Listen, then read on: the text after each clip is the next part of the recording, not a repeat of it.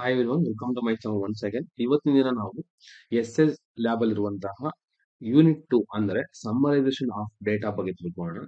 ನೋಡಿ, ಲ್ಯಾಬ್ ಅಲ್ಲಿ ನಾವು ಆದಷ್ಟು ನಾವು ಡೇಟಾ ಕಲೆಕ್ಷನ್ ಬಗ್ಗೆ, ಅದರ ಸಮ್ಮರೈಸೇಷನ್ ಬಗ್ಗೆ ಜಾಸ್ತಿ ಡಿಸ್ಕಸ್ ಮಾಡ್ತೀವಿ. ಮತ್ತೆ ಅದನ್ನ ಯಾವ ರೀತಿಯಾಗಿ ನಾವು ಶೋ ಮಾಡೋದು, ಇನ್ ದ ಸೆನ್ಸ್ ಯಾವ ರೀತಿಯಾಗಿ ಅದನ್ನ ಚಾರ್ಟ್ ಅಲ್ಲಿ ಎಕ್ಸ್ಪ್ರೆಸ್ ಮಾಡೋದು, ಯಾವ ರೀತಿಯಾಗಿ ಡಿನೋಟ್ ಮಾಡೋದು, ಇದ್ರ ಬಗ್ಗೆನೇ ಡಿಸ್ಕಸ್ ಮಾಡ್ತಾ ಹೋಗ್ತೀವಿ.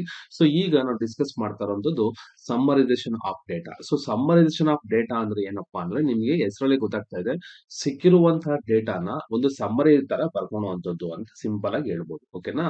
ಅದನ್ನ ಸಿಂಪಲ್ ಆಗಿ ಕಾಣಿಸೋ ತರ ಎಕ್ಸಿಬಿಟ್ ಮಾಡೋದು. So welcome to my once again. ನೋಡಿ, ಸಮ್ಮರೇಷನ್ ಆಫ್ ಡೇಟಾ ಬಗ್ಗೆ ಡಿಸ್ಕ್ರಿಪ್ಟಿವ್ ಸ್ಟಾಟಿಸ್ಟಿಕ್ಸ್ ಅಂತ ಕರಿತೀವಿ. Descriptive statistics involves summarising and describing data to understand its main features. ಒಂದು ಫಸ್ಟ್ ಪಾಯಿಂಟ್ ಡಿಸ್ಕ್ರಿಪ್ಟಿವ್ ಸ್ಟಾಟಿಸ್ಟಿಕ್ಸ್ ಅಂತ ಹೇಳ್ತೀವಿ. ಫಸ್ಟ್ ಆಫ್ ಆಲ್ ವರ್ಡ್ ನಿಮ್ಗೆ ಗೊತ್ತಿದೆ. Descriptive ಅಂದ್ರೆ ಏನಪ್ಪಾ ಅಂತಂದ್ರೆ, ನಾವು ಒಂದು ಇರುವಂತಹ ವ್ಯಾಲ್ಯೂನ ಡಿಸ್ಕ್ರೈಬ್ ಮಾಡುವಂಥದ್ದು. ಸೊ ನಿಮ್ಮಲ್ಲಿ ಇರುವಂತಹ ಒಂದು ಡೇಟಾನ ಡಿಸ್ಕ್ರೈಬ್ ಮಾಡೋದು ಅಂದ್ರೆ ಅದನ್ನ ಡೀಟೇಲ್ ಆಗಿ ಎಕ್ಸ್ಪ್ಲೈನ್ ಮಾಡೋದು ಅಂತ ಅರ್ಥ. ಓಕೆನಾ? So descriptive statistics involve summarising and describing data to understand its main futures. So main future ನ ನಾವು ಅರ್ಥ ಮಾಡ್ಕೊಳಕ್ಕೋಸ್ಕರ ಏನ್ ಮಾಡ್ತೀರಿ, ಆ ಡೇಟಾನ ನಾವು ಈ ರೀತಿಯಾಗಿ ಎಕ್ಸಿಬಿಟ್ ಮಾಡ್ತೀರಿ. ಹಾಗಾದ್ರೆ for example consider the heights of A group students. ಒಂದು ಗ್ರೂಪ್ ಆಫ್ ಸ್ಟೂಡೆಂಟ್ಸ್ ಅಲ್ಲಿ ಇಷ್ಟು ಜನದ ಹೈಟ್ಸ್ ಇದೆ. ಇದನ್ನ ನಾವೇನ್ ಮಾಡ್ತೀರಿ, ಮೀನ್ ಅಂತ ಕ್ಯಾಲ್ಕುಲೇಟ್ ಮಾಡ್ತೀರಿ. ಮೀನ್ ಅಂದ್ರೆ ಏನು, ಇದರಲ್ಲಿರುವಂತಹ ಮಿಡಲ್ ವ್ಯಾಲ್ಯೂ ನಾವೇನ್ ಮಾಡ್ತೀರಿ, average of all the values. So total number of elements ಎಷ್ಟಿದೆ ಇದನ್ನ ಮತ್ತೆ ನಾವು ಮುಂದೆ ಫ್ಯೂಚರ್ ಡಿಸ್ಕಸ್ ಮಾಡ್ತೀರಿ. ಸಿಂಪಲ್ ಆಗಿ ಹೇಳ್ಬೇಕಂದ್ರೆ ಮೀನ್ ಅಥವಾ ಆವರೇಜ್ ಎರಡು ಒಂದೇನೆ. ಓಕೆನಾ? ಸೊ ಮೀನ್ ವ್ಯಾಲ್ಯೂ ಅಥವಾ ಆವರೇಜ್ ವ್ಯಾಲ್ಯೂ ಎಷ್ಟು ನಂಬರ್ಸ್ ಇದೆ, 1 2 3 4 5 6 7. ಸೊ 7 ಮೆಂಬರ್ಸ್ ಇದಾರೆ. ಇದು ನೀವು ಸಿಂಪಲ್ ಆಗಿ ಹೇಳ್ಬೇಕು ಅಂದ್ರೆ ನಿಮ್ಮ ಮಾರ್ಕ್ಸ್ ನ ಆವರೇಜ್ ಕ್ಯಾಲ್ಕುಲೇಟ್ ಮಾಡ್ತಿರಲ್ವಾ, ಅದೇ ರೀತಿ ಹೆಂಗ್ ಮಾಡ್ತೀರಾ, 6 ಸಬ್ಜೆಕ್ಟ್ ಇರುತ್ತೆ, 6 ಸಬ್ಜೆಕ್ಟ್ ನ ಆಡ್ ಮಾಡ್ತೀರಾ, ಡಿವೈಡೆಡ್ ಬೈ 6 ಮಾಡ್ತೀರಾ. ದಟ್ ಇಸ್ ಕಾಲ್ಡ್ ಆಸ್ ಮೀನ್ ಅಥವಾ ಆವರೇಜ್. ಎರಡೂನು ಒಂದೇನೆ, ನೆನ್ಪಿಟ್ಕೊಳ್ಳಿ. ಇನ್ ಸಿಂಪಲ್ ಆಗಿ ಹೇಳ್ಬೇಕು ಅಂದ್ರೆ ಆವರೇಜ್ ವ್ಯಾಲ್ಯೂ ಯಾವತ್ತೂ ನಿಮಗೆ ಇಲ್ಲಿರುವಂತಹ ವ್ಯಾಲ್ಯೂಸ್ ನ ದಾಟಿ ಆಚೆ ಹೋಗೋದಿಲ್ಲ. ನೋಡಿ, 150 ಇಂದ 180 ಇದೆ, ನಮ್ಗೆ ಇರುವಂತಹ ವ್ಯಾಲ್ಯೂ 164.29. ಅಂದ್ರೆ ಏನಾಯ್ತು, ಇವುಗಳ ನಂಬರ್ ಅಲ್ಲೇ ಒಂದು ಮಿಡಲ್ ಆಫ್ ದಿ ವ್ಯಾಲ್ಯೂ ಬಂತು. ನೀವು ಮಾಡ್ಬೇಕಾದ್ರೆ ಏನಾದ್ರೂ ಈ 180 ಕ್ರಾಸ್ ಮಾಡಿ ಆಚೆ ಹೋಗ್ತಾ ಇದೀರಾ ಅಂತಂದ್ರೆ ನೀವು ಆ ಪ್ರಾಬ್ಲಮ್ ನ ಮಿಸ್ಟೇಕ್ ಮಾಡಿದೀರಾ ಅಂತ. ಯಾಕಂದ್ರೆ ಕೆಲವು ಕ್ಯಾಲ್ಕುಲೇಟ್ ಮಾಡ್ಬೇಕಾದ್ರೆ ಏನ್ ಮಾಡ್ತಾರೆ, ಇದನ್ನೆಲ್ಲ ಆಡ್ ಮಾಡಿ ಈಕ್ವಲ್ಸ್ ಹೊಡಿಯಲ್ಲ, ಡಿವೈಡೆಡ್ ಬೈ 7 ಅಂತ ಹೊಡಿತಾರೆ. ಅವಾಗ ಅದೇನ್ ಮಾಡುತ್ತೆ, ಜಸ್ಟ್ ನಿಮಗೆ 180/7 ಕನ್ಸಿಡರ್ ಮಾಡುತ್ತೆ.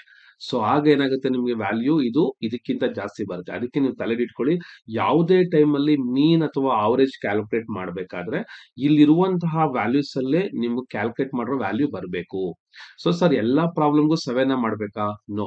ನಿಮ್ಮ ನಂಬರ್ ಆಫ್ ಎಷ್ಟಿರ್ತಾರೆ, ನಾನು ಅದೇ ಹೇಳಿದೆ ಎಕ್ಸಾಂಪಲ್. ಮಾರ್ಕ್ಸ್ ಕಾರ್ಡ್ ಅಲ್ಲಿ ನಿಮಗೆ 6 ಸಬ್ಜೆಕ್ಟ್, ಸೊ ಅದಕ್ಕೆ ಡಿವೈಡೆಡ್ ಬೈ 6 ಮಾಡ್ತೀರಾ.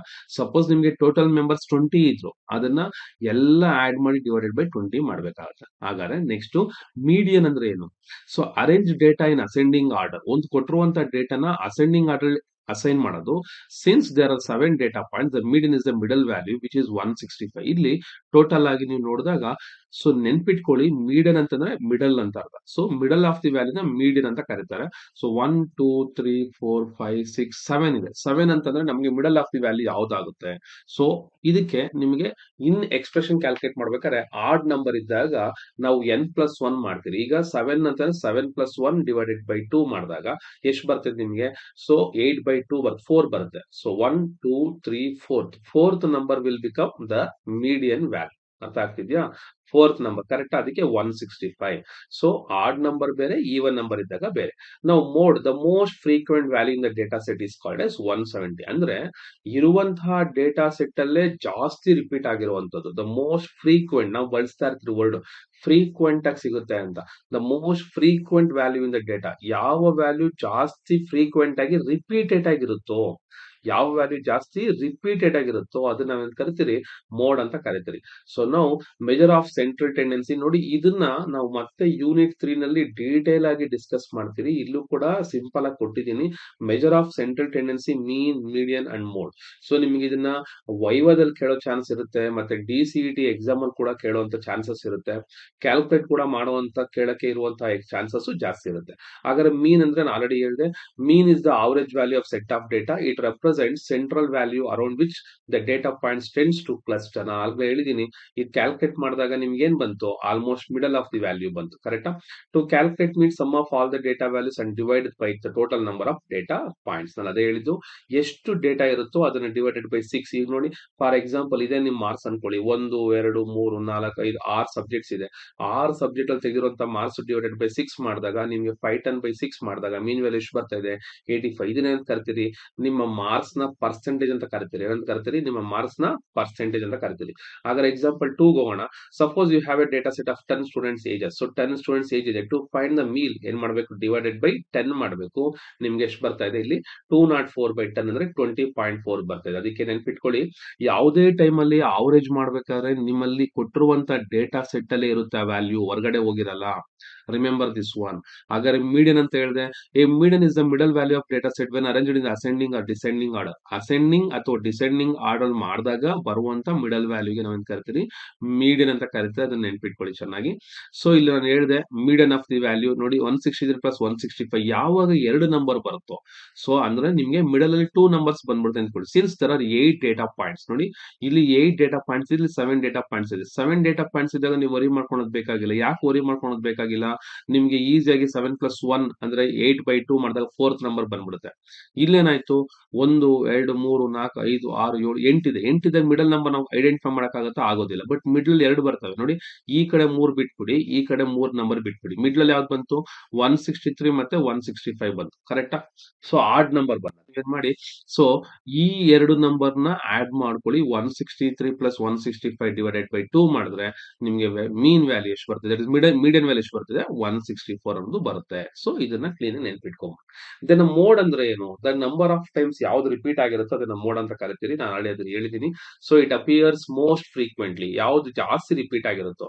The data set can have 1 mode, 2 modes or more than 2 modes also. That is multimodal ಅಂತ ಕರಿತೀರಿ. ಯೂನಿ ಮೋಡಲ್, ಬೈ ಮೋಡಲ್, ಇದನ್ನ ಕೂಡ ನೀವು ಒಂದು ವೈವಾದಲ್ಲಿ ಎಕ್ಸ್ಪೆಕ್ಟ್ ಮಾಡಬಹುದು. The data set can have 1 mode, that is ಯೂನಿ model, 2 modes bimodal, or more than 2 modes multimodal. So ಇಲ್ಲಿ ನಾವು ಅಬ್ಸರ್ವ್ ಮಾಡಬಹುದು ಯಾವ ರೀತಿಯಾಗಿ ನಂಬರ್ ರಿಪೀಟ್ ಆಗಿದೆ ಅಂತ. Suppose you have a data set of 12 student set scores. ಇಲ್ಲಿ ನೀವು ನೋಡಿದಾಗ ಯಾವ್ದು ರಿಪೀಟ್ ಆಗಿ ಜಾಸ್ತಿ ಕಾಣಿಸಿದೆ ಅದನ್ನ ಬರಿಬೇಕಾಗುತ್ತೆ. ಓಕೆನಾ? ಸೊ ಇಲ್ಲಿ ನೀವು ನೋಡಬಹುದು 80 85 90 85 85 ಅನ್ನೋದು ಎಷ್ಟು ರಿಪೀಟ್ ಆಗಿದೆ, 1 2 3 4 times. So it will become the data, that is the 85 will become the mode of this data set. Okay, now we are moving on to the next very important definition, frequency. ನೋಡಿ, frequency ಅನ್ನೋದು physics ಅಲ್ಲೂ ಬರುತ್ತೆ, but ಇಲ್ಲಿ ಯಾವುದು frequency ಅಂದ್ರೆ, the frequency of a particular data value is the number of time the data value occurs. ಅಂದ್ರೆ ಜಾಸ್ತಿ ಯಾವ್ದು ಸತಿ ರಿಪೀಟ್ ಆಗಿ ಬರ್ದಿರುತ್ತೋ, ದಟ್ ಈಸ್ ಆ ಡೇಟಾ ಸೆಟ್ ಅಲ್ಲಿ, ಜಾಸ್ತಿ ಅಲ್ಲ, ಆ ಡೇಟಾ ಸೆಟ್ ಅಲ್ಲಿ ಅದು ಎಷ್ಟು ಸತಿ ರಿಪೀಟ್ ಆಗಿದೆ ಅದನ್ನ ನಾವೇನ್ ಕರಿತೀರಿ, ಫ್ರೀಕ್ವೆನ್ಸಿ ಅಂತ ಕರಿತೀರಿ.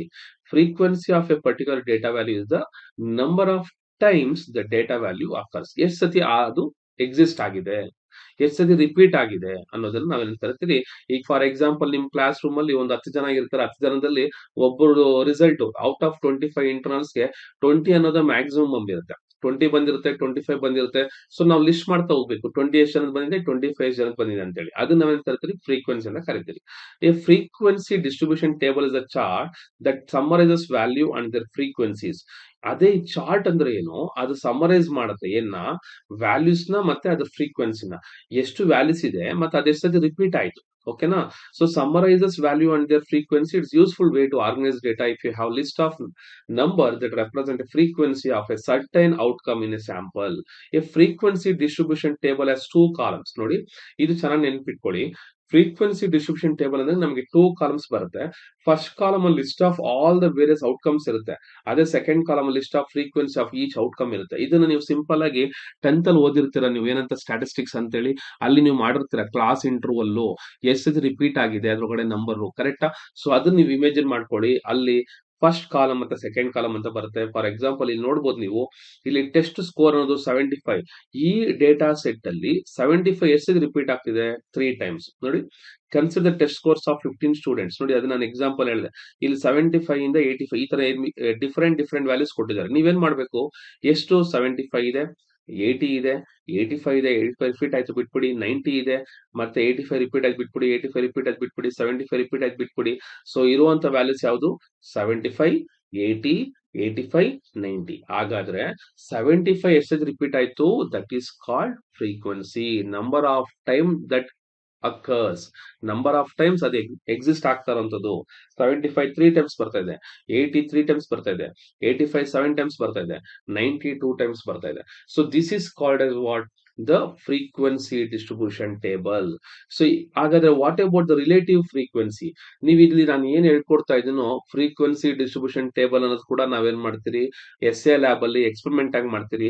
ಆ ಎಕ್ಸ್ಪೆರಿಮೆಂಟ್ ಬೇಕು ಅಂತಂದ್ರೆ ನಾನು ಆಲ್ರೆಡಿ ಎಕ್ಸ್ಪೆರಿಮೆಂಟ್ ಮಾಡಿರುವಂತ ವಿಡಿಯೋ ಇದೆ, ಆ ವಿಡಿಯೋ ನೀವು ಫಾಲೋ ಮಾಡ್ಕೊಂಡ್ರೆ ಸಾಕು, ಯಾವ ರೀತಿ ನಾವು ಎಕ್ಸ್ಪೆರಿಮೆಂಟ್ ನ ಮಾಡ್ತೀರಿ ಅಂತ. ಅದನ್ನ ಬೇಕಾದ್ರೆ ನಾನು ಇಲ್ಲಿ ಮೇಲೆ ನಿಮಗೆ ಲಿಂಕ್ ಕೊಟ್ಟಿರ್ತೀನಿ ನೋಡಿ, ಇಲ್ಲಿ ಮೇಲಿರುವಂತ ಲಿಂಕ್ ನ ಕ್ಲಿಕ್ ಮಾಡಿ ಅವಾಗ ನೀವೇನ್ ಮಾಡಬಹುದು, ಆ ಎಕ್ಸ್ಪೆರಿಮೆಂಟ್ ನ ಓಪನ್ ಮಾಡ್ಕೋಬಹುದು.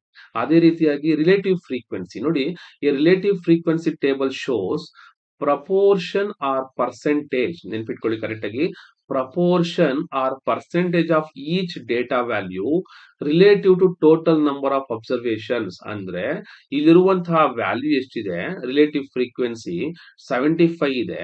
ಸೊ 75 ಗೆ divided by total number off frequency. ಇಲ್ಲಿ ನೋಡ್ಬೋದು ನೀವು, ಇಲ್ಲಿ 3 + 3 + 7 + 2 ಎಷ್ಟಾಗುತ್ತೆ? ಸೊ 3 + 3 6 + 3 13 + 2 15 ಆಯ್ತು, ಕರೆಕ್ಟಾ? This is the total frequency. ಯಾವುದು? ಇಲ್ಲಿ ಈ ಡೇಟಾ ಸೆಟ್ ನ ಟೋಟಲ್ ಫ್ರೀಕ್ವೆನ್ಸಿ ಎಷ್ಟು? ದಟ್ ಈಸ್ 15 ಬರ್ತಾ ಇದೆ. ಈ 75 ಇರುವಂತಹ ಫ್ರೀಕ್ವೆನ್ಸಿ ಎಷ್ಟು? 3. ಹಾಗಾದ್ರೆ 3 divided by total into 100. This is called as relative frequency. ಅಂದ್ರೆ it is the percentage of each data value. Each ಅಂದ್ರೆ ಯಾವುದು ನೋಡಿ, ಇಲ್ಲಿರುವಂತ ಫ್ರೀಕ್ವೆನ್ಸಿ ಎಷ್ಟು? 3 relative to total with respect to ಅಂತ ಕೂಡ ಹೇಳ್ಬೋದು ಬೇಕಾದ್ರೆ. It is the proportion of particular frequency with respect to total number of frequency ಅಥವಾ total number of observations into 100. that is called as relative frequency. ಇದನ್ನ ನೀವು calculate ಮಾಡ್ಬೇಕಾದ್ರೆ ತುಂಬಾ ಸುಲಭ. ನಾವು ಇದಕ್ಕೆ ಡಾಲರ್ ಅಂತ ಯೂಸ್ ಮಾಡ್ತೀರಿ ಕ್ಯಾಲ್ಕುಲೇಟ್ ಮಾಡ್ಬೇಕಾದ್ರೆ.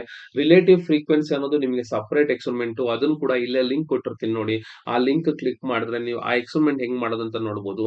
ಒಂದು ನೀವು ಅರ್ಥ ಮಾಡ್ಕೊಬೇಕು, ರಿಲೇಟಿವ್ ಫ್ರೀಕ್ವೆನ್ಸಿ ಅಂದ್ರೆ ಏನಪ್ಪಾ ಅಂದ್ರೆ the value divided by total number of observation.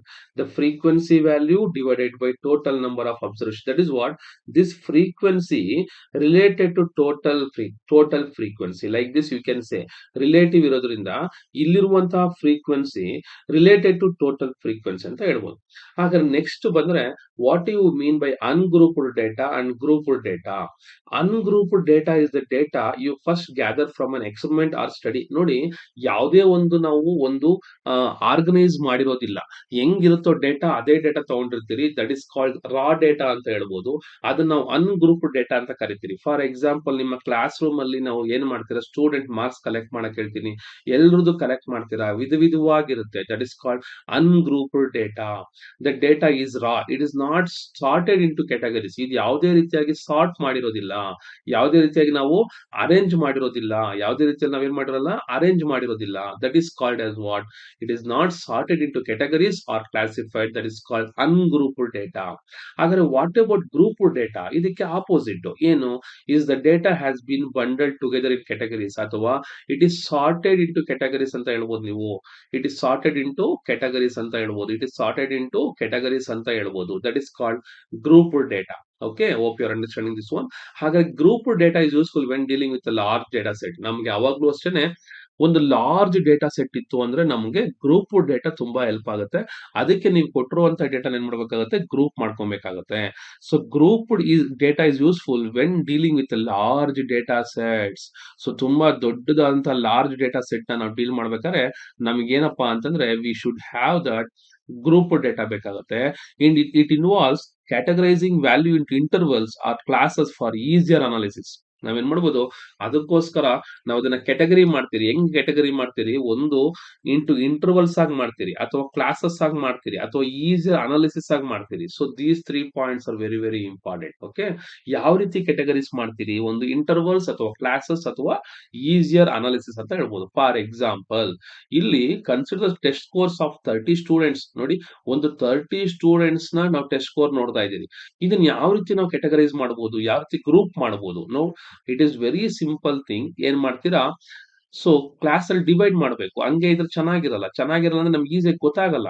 So ಯಾರೋ ಬಂದು ಕೇಳಿದ್ರು ಇಲ್ಲಿ ಪರ್ಸೆಂಟೇಜ್ ಯಾರು 30 ಇಂದ 40 ತೆಗೆದಿದ್ದಾರೆ, ಯಾರು 40 ಇಂದ 50 ತೆಗೆದಿದ್ದಾರೆ ಅಂತ ಕೇಳ್ಬೋದು. ಸೊ ಅವಾಗ ನಾವೇನ್ ಮಾಡ್ಬೇಕಾಗುತ್ತೆ, ಈ ತರ ಡೇಟಾ ಸೆಟ್ ನ ಯೂಸ್ ಮಾಡ್ಬೇಕಾಗುತ್ತೆ. ಇಲ್ಲಿ ನೀವು ಅಬ್ಸರ್ವ್ ಮಾಡ್ಬೋದು 50 to 60 ಒಂದು ಗ್ರೂಪ್ ಆಯ್ತು, 61 to 70 ಒಂದು ಗ್ರೂಪ್ ಆಫ್ ಸೆಟ್ ಆಯ್ತು, 71 to 80 ಒಂದು ಗ್ರೂಪ್ ಆಫ್ ಸೆಟ್ ಆಯ್ತು, 81 to 90 ಒಂದು ಗ್ರೂಪ್ ಆಫ್ ಸೆಟ್ ಆಯ್ತು. This is called as what, it is the group data. ಹಾಗಾದ್ರೆ what you mean by charts? ನಮ್ಗೆ ಏನಕ್ಕೋಸ್ಕರ ಚಾರ್ಟ್ ಬೇಕು? Chart convey information about our data faster than tables. ಇದಕ್ಕೆ ತುಂಬಾ example, simple examples ನೋಡಿ. ಈಗ Virat Kohli marks ನ ಇದು ರಿಸಲ್ಟ್ ನಮ್ಗೆಲ್ಲ ಗೊತ್ತಿರುತ್ತೆ. ಸಾರಿ, ವಿರಾಟ್ ಕೊಹ್ಲಿ ಅವ್ರ ರನ್ಸ್ ನಮಗ್ ಗೊತ್ತಿರುತ್ತೆ. ಬಟ್ ಅವ್ರು ಪ್ರತಿಯೊಂದು ಮ್ಯಾಚಸ್ ಅಲ್ಲಿ ಯಾವ ರೀತಿಯಾಗಿ ಅದನ್ನ ಈಸಿಯಾಗಿ ನಾವು ಎಕ್ಸಿಬಿಟ್ ಮಾಡೋದು, ಟುವರ್ಡ್ಸ್ ನೀವು IPL ಮ್ಯಾಚ್ ನೋಡ್ಬೇಕಾಗಿರ್ಬೋದು ಅಥವಾ ವರ್ಲ್ಡ್ ಕಪ್ ನೋಡ್ಬೇಕಾಗಿರ್ಬೋದು, ಅವ್ರು ಏನ್ ಮಾಡ್ತಾರೆ, ಅವ್ರ ಇಂಡಿವಿಜುವಲ್ ಸ್ಕೋರ್ ನ ಒಂದು ಚಾರ್ಟ್ ಆಗಿ ತೋರಿಸ್ತಾರೆ ಅಥವಾ ಒಂದು ಲೈನ್ ಗ್ರಾಫ್ ಅಲ್ಲಿ ತೋರಿಸ್ತಾರೆ. ಅದನ್ನ ನಾನು ಮುಂದೆ ಎಕ್ಸ್ಪ್ಲೇನ್ ಮಾಡ್ತಾ ಹೋಗ್ತೀನಿ. ಆ ತರ ತೋರಿಸ್ತಾರೆ. ನಮ್ಗೆ ಏನಾಗುತ್ತೆ, ಈಸಿಯಾಗಿ ನಾವು ಅರ್ಥ ಮಾಡ್ಕೋತೀರಿ ಏನಂತ. ಅವ್ರ ಸ್ಕೋರ್ ಇನ್ಕ್ರೀಸ್ ಆಗಿದ್ಯಾ, ಡಿಕ್ರೀಸ್ ಆಗಿದ್ಯಾ, ಯಾವ ಲೆವೆಲ್ ಡ್ರಾಪ್ ಆಗಿತ್ತು, ಯಾವ ಲೆವೆಲ್ ಅಲ್ಲಿ ಎಷ್ಟು ಬಾಲ್ಸ್ಗೆನೆ ಔಟ್ ಆಗಿದ್ರು, ಇದನ್ನೆಲ್ಲ ನಾವು ಏನ್ ಮಾಡ್ತೀರಿ, ಒಂದು ಚಾರ್ಟ್ ಅಲ್ಲಿ ಈಸಿಯಾಗಿ ತಿಳ್ಕೊತೀರಿ. That is called as charts convey ಏನ್ ಮಾಡುತ್ತೆ charts? Chart convey information about our data faster than tables. Faster than tables ಗಿಂತ ಫಾಸ್ಟ್ ಆಗಿ ನಮ್ಗೆ ಏನ್ ಮಾಡುತ್ತೆ, ಡೇಟಾನ ತೋರಿಸುತ್ತೆ. Then what about bar graph? So ಇದು ಅಷ್ಟೇನೆ, ನಿಮ್ಗೆ ಎಕ್ಸ್ಪೆರಿಮೆಂಟ್ ಇದೆ. ಈ ಎಕ್ಸ್ಪೆರಿಮೆಂಟ್ ಗೆ ನಾನು ಲಿಂಕ್ ಕೊಟ್ಟಿರ್ತೀನಿ. ಈ ಮೇಲೆ ಬಂದಿರೋ ಲಿಂಕ್ ನ ಕ್ಲಿಕ್ ಮಾಡಿದ್ರೆ ನೀವು ಬಾರ್ ಗ್ರಾಫ್ ಬಗ್ಗೆ ನೀವು ಎಕ್ಸ್ಪೆರಿಮೆಂಟ್ ನ ಕಂಡಕ್ಟ್ ಮಾಡಬಹುದು. ಹಾಗಾದ್ರೆ ಬಾರ್ ಗ್ರಾಫ್ ಅಂದ್ರೆ ಏನು? ಹೆಸರಲ್ಲೇ ಇದೆ ಏನಂತ, ಬಾರ್ ಅಂತ. ಅಂದ್ರೆ ಒಂದು ನಾವ್ ಹೇಳ್ತೀರಿ ಈಗ ವಾಟ್ ಎವರ್ ಕೆಲವು ಕಡೆ ಬಳಸ್ತಾರೆ, ಸೋಪ್ ಬಾರ್ ಅಂತ ಕರೀತಾರೆ. ಅದನ್ನ ಒಂದು ಸಿಂಪಲ್ ಆಗಿ ಒಂದು ಚೌಟ್ ಕಟ್ ಆಗಿ ಇರುವಂತದ್ದು. ಇಟ್ ಇಸ್ ಒಂದು ರೆಕ್ಟಾಂಗ್ಯುಲರ್ ಬಾಕ್ಸ್, ಅದನ್ನ ನಾವು ಬಾರ್ ಅಂತ ಕರಿತೀವಿ. A bar graph represent categorical or discrete data rectangular bars using rectangular bars. So data representing using rectangular bars is called as bar graph. So data representing using rectangular bars of equal width, ಅದು ಕೂಡ ಸೇರಿಸ್ಕೊಳ್ಳಿ, of equal width is called as bar graph. So the height of each bar corresponds to frequency, relative frequency or the category it represents. ಹಾಗಾದ್ರೆ height ಏನ್ indicate ಮಾಡುತ್ತೆ? height ಅನ್ನೋದು ಫ್ರೀಕ್ವೆನ್ಸಿನ indicate ಮಾಡುತ್ತೆ. Bar graph consist of 2 axes, ಎರಡು access ಇರುತ್ತೆ. ಒಂದು on vertical bar graph as shown above, the horizontal axis shown the data categories. So ಇಲ್ಲಿ ಎರಡು ಆಕ್ಸಿಸ್ ಇರುತ್ತೆ, ಒಂದು ವರ್ಟಿಕಲ್ ಮತ್ತೆ ಇನ್ನೊಂದು ಹಾರಿಜಾಂಟಲ್. ವರ್ಟಿಕಲ್ ಬಾರ್ ಗ್ರಾಫ್ ಅಲ್ಲಿ as shown above, the horizontal axis ಇಲ್ಲಿ ನೀವು ನೋಡಬಹುದು. ಇಲ್ಲಿ ಹಾರಿಜಾಂಟಲ್ ನಾವು ನೋಡ್ತಾ ಇದು ವರ್ಟಿಕಲ್ ಬಾರ್ಸ್, ಕರೆಕ್ಟಾ? ಇದೆಲ್ಲ ಏನು ವರ್ಟಿಕಲ್ ಬಾರ್ಸ್. ಇದ್ಯಾವ ಬಾರ್ಸ್? Horizontal bars. ಸೊ ಈ ತರ ನಾವು ಕ್ಯಾಲ್ಕುಲೇಟ್ ಮಾಡೋದು ಬರುತ್ತೆ. ಇದು ವರ್ಟಿಕಲ್ ಬಾರ್ಸ್, ಇದು horizontal bars. Bar graphs have 3 key attributes. ಒಂದು, a bar diagram makes it easy to compare set of data between different group of at glance. ನೋಡಿ, ನಾವು ಎಷ್ಟೇ ಡೇಟಾ ಇರ್ಲಿ ಅವ್ರದ್ದು, ಸಿಂಪಲ್ ಆಗಿ ಈ ಬಾರ್ ಗ್ರಾಫ್ ನೋಡಿದಾಗ ನಾವು ಐಡೆಂಟಿಫೈ ಮಾಡಬಹುದು. ಏನಂತ ಐಡೆಂಟಿಫೈ ಮಾಡಬಹುದು? ಈಗ ನಂಬರ್ ಆಫ್ ಪೀಪಲ್ ಯಾವ್ದ್ರಲ್ಲಿ, ಬ್ಯಾಸ್ಕೆಟ್ ಬಾಲ್ ಅಲ್ಲಿ ಎಷ್ಟು ಜನ, ಸೊ ಇಲ್ಲಿ 7 ಅಂತ ಈಸಿಯಾಗಿ ಐಡೆಂಟಿಫೈ ಮಾಡಬಹುದು. ಹಾಕಿನಲ್ಲಿ ನೋಡಬಹುದು 2 ಮೆಂಬರ್ಸ್, ಬೇಸ್ ಬಾಲ್ ಅಲ್ಲಿ ನೋಡಬಹುದು ಇಲ್ಲಿ 6 ಮೆಂಬರ್ಸ್. ಸೊ ಇಲ್ಲಿ ನಮ್ಗೆ ರಿಯಾಲಿಟಿ ಆಗಿ ಎಕ್ಸಾಕ್ಟ್ ಆಗಿ ಮೆನ್ಷನ್ ಮಾಡಿಲ್ಲ, ಜಸ್ಟ್ ನಿಮ್ಗೆ ಅರ್ಥ ಆಗ್ಲಿ ಅಂತೇಳಿ ಈ ತರ ಮೆನ್ಷನ್ ಮಾಡಿದೀವಿ. ಸೊ ಎಕ್ಸ್ ಆಕ್ಸಿಸ್ ಮತ್ತೆ ವೈ ಆಕ್ಸಿಸ್. ಹಾಗಾದ್ರೆ ಎರಡನೇ ಪಾಯಿಂಟ್ ನೋಡಿದಾಗ, A graph represent categories on and the axis and discrete value in the other. So the goal is to show the relationship between the two axes. Now bar graph na goal ಏನಪ್ಪಾ ಅಂದ್ರೆ to show the relationship between the two axes is called as ಏನಂತ ಕರಿತೀರಿ, it is called as bar graph. A bar chart can also have a big chances in data over time. So ಕೆಲವು time ಅಲ್ಲಿ with respect to time ಅಲ್ಲಿ ಕೂಡ ನಾವೇನ್ ಮಾಡ್ತೀರಿ, bar chart ನಾವು ತೋರಿಸ್ತೀರಿ. So this is a very important. ಹಾಗಾದ್ರೆ when to use a bar graph? ನಾವಾಗಾದ್ರೆ ಬಾರ್ ಗ್ರಾಫ್ ನ ಯಾವಾಗ ಯೂಸ್ ಮಾಡಬಹುದು, ಏನಕ್ಕೋಸ್ಕರ ಯೂಸ್ ಮಾಡಬಹುದು? Bar graph are an effective way to compare it's between different groups ಇದ್ದಾಗ ನಾವು ಇದನ್ನು ಯೂಸ್ ಮಾಡ್ತೀವಿ. This bar graph show A comparison of numbers on the quarterly basis, shows on the comparison number of quarterly basis over a 4-year period of time. ಅಂದ್ರೆ quarterly ಅಂತಂದ್ರೆ ನೋಡಿ, first quarterly for example ನೀವು ಒಂದು mobile company ನೋಡಿದಾಗ ಮೊಬೈಲ್ಗಳು ಯಾವ ರೀತಿ sale ಆಗ್ತಾ ಇರುತ್ತೆ.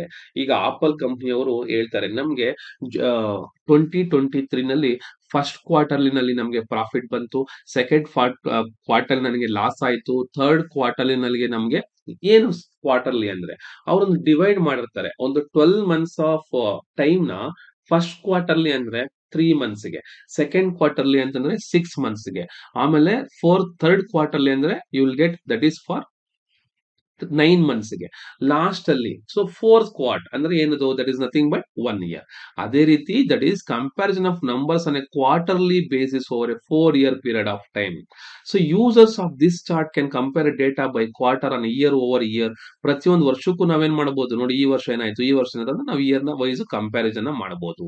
So and also C how the annual sales and distributed through out the each year. ನಾನು ಈಗ ತಾನೇ ಹೇಳಿದೆ ಕಂಪ್ನಿ ಸೇಲ್ ಬಗ್ಗೆ, ಅಂದ್ರೆ ಕಂಪ್ನಿಯವರು ಈ ತರ ಡೇಟಾ ನೋಡ್ಕೊಂಡು, ಫಾರ್ ಎಕ್ಸಾಂಪಲ್ ಇಲ್ಲಿ ಹೇಳ್ಬೋದು, ಇದು ಏನು ಪಿಕ್ಸೆಲ್ ಫೋನು, ಇದು ಐಕ್ಯೂ ಫೋನು, ಇದು ಬಂದ್ಬಿಟ್ಟು ನಿಮಗೆ ಒನ್ ಪ್ಲಸ್ ಫೋನು, ಇದು ಐಫೋನು, ಸೊ ಇದು ಬಂದ್ಬಿಟ್ಟು ನಿಮಗೆ ರಿಯಲ್ಮಿ ಫೋನ್ ಅಂತ ಇಟ್ಕೊಳ್ಳಿ. ಅಂದ್ರೆ ನಮ್ಗೆ ಗೊತ್ತಾಗುತ್ತೆ ಒಂದು ಇಯರ್ ಅಲ್ಲಿ ಈ ಫೋನ್ ನ ಸೇಲ್ಸ್ ಯಾವ ರೀತಿ ಚೇಂಜಸ್ ಆಗ್ತಾ ಇದೆ, ಯಾರು ನಂಬರ್ 1 ಅಲ್ಲಿ ಇದ್ದಾರೆ, ಯಾರು ನಂಬರ್ ಫುಲ್ ಡೌನ್ ಅಲ್ಲಿ ಇದ್ದಾರೆ, ಯಾರು ಮಿಡಲ್ ಅಲ್ಲಿ ಇದ್ದಾರೆ. ಸೊ ಇದೆಲ್ಲ ನಾವು ಗ್ರಾಫ್ ಅಲ್ಲಿ ಈಸಿಯಾಗಿ ಎಕ್ಸಿಬಿಟ್ ನ ಮಾಡಬಹುದು. So they are the popular because the allow reader to recognise patterns or trends far more easily than looking at a table of numerical data. ನಿಮ್ಗೆ ಒಂದು ಡೇಟಾ ಕೊಟ್ಟಾಗ, ಒಂದು ಟೇಬಲ್ಸ್ ಅಲ್ಲಿ ಇಷ್ಟೆಲ್ಲ ಡೇಟಾ ಕೊಟ್ಬಿಡ್ಲಿ ನೀವು ಈಸಿಯಾಗಿ ಹೇಳಕ್ಕಾಗತ್ತಾ, ಆಗೋದಿಲ್ಲ. ಪ್ರತಿಯೊಂದು ಹುಡ್ಕೊಂಡ್ ಕುತ್ಕೊಬೇಕು. ಅದೇ ನೀವು ಬಾರ್ ಗ್ರಾಫ್ ನೋಡಿದಾಗ ಈಸಿಯಾಗಿ ಅದನ್ನ ನೋಡಬಹುದು. ಹಾಗಾದ್ರೆ what about pie chart? Next we are moving to pie chart. So ಇದು ಬಾರ್ ಗ್ರಾಫ್ ನಾನು ಹೇಳಿದೀನಿ, ವಿಡಿಯೋ ಲಿಂಕ್ ಕೊಟ್ಟಿರ್ತೀನಿ, ನೀವು ಎಕ್ಸ್ಪೆರಿಮೆಂಟ್ ಕೂಡ ನೋಡಬಹುದು. ಅದೇ ರೀತಿ ಈಗ ಪೈ ಚಾರ್ಟ್ ನೋಡೋಣ. ಪೈ ಚಾರ್ಟ್ ಕೂಡ ಅಷ್ಟೇನೆ ವೆರಿ ವೆರಿ ಇಂಪಾರ್ಟೆಂಟ್. ನೀವೆಲ್ಲ ನೋಡಿರ್ತೀರಾ, ಆಲ್ರೆಡಿ ನೀವು 10th ಅಲ್ಲಿ ಪ್ರಾಕ್ಟೀಸ್ ಮಾಡಿರ್ತೀರಾ. ಪೈ ಚಾರ್ಟ್ ಅನ್ನೋದು ಒಂದು ಸರ್ಕಲ್ ಅಲ್ಲಿ ಅಥವಾ ಒಂದು ಪಿಜ್ಜಾ ಏನಿರುತ್ತೆ ಅದ್ರಲ್ಲಿ ಯಾವ ರೀತಿಯಾಗಿ ಸ್ಲೈಸಸ್ ಇರುತ್ತೆ, ಆ ಸ್ಲೈಸಸ್ ಮುಖಾಂತರ ನಾವು ಡೇಟಾನ ಕೆಟಗರಿ ಮಾಡಿ ತೋರಿಸ್ತೀರಿ. That is called as pie chart ಅಂತ ಹೇಳ್ಬೋದು. So a pie chart is also known as circle chart. You can remember this one. It is also known as circle chart. ಯಾಕೆ ಅಂದ್ರೆ ಸರ್ಕ್ಯುಲರ್ ಶೇಪ್ ಅಲ್ಲಿ ಇರೋದ್ರಿಂದ circle chart ಅಂತ ಕರಿತೀರಿ. That divides a circular statistics graphic into sectors. Circular statistical ನ ಏನ್ ಮಾಡ್ತೀರಿ, into sectors ಆಗಿ divide ಮಾಡ್ತೀರಿ. ಏನಾಗಿ ಡಿವೈಡ್ ಮಾಡ್ತೀರಿ, ಸೆಕ್ಟರ್ಸ್ ಆಗಿ ಡಿವೈಡ್ ಮಾಡ್ತೀರಿ. ಏನಾಗಿ ಡಿವೈಡ್ ಮಾಡ್ತೀರಿ, ಸೆಕ್ಟರ್ಸ್ ಆಗಿ ಡಿವೈಡ್ ಮಾಡ್ತೀರಿ. Will divide into sectors. ಒಂದು ಪಾರ್ಟ್ಸ್ ನಿಮ್ಗೆಲ್ಲ ಗೊತ್ತು, ಒಂದು ಸರ್ಕಲ್ ಅಲ್ಲಿ ಯಾವಾಗ ಸೆಕ್ಟರ್ ಅಂತ ಕರೀತಾರೆ ಅಂತೇಳಿ, ಕರೆಕ್ಟಾ? Or slice in order to illustrate the numerical problems. Each sector denotes a proportional part of whole. Proportional part of whole na adu ತೋರಿಸುತ್ತೆ. Proportional part of whole condition ಅದು ಏನ್ ಮಾಡುತ್ತೆ, ತೋರಿಸುತ್ತೆ. So you can see here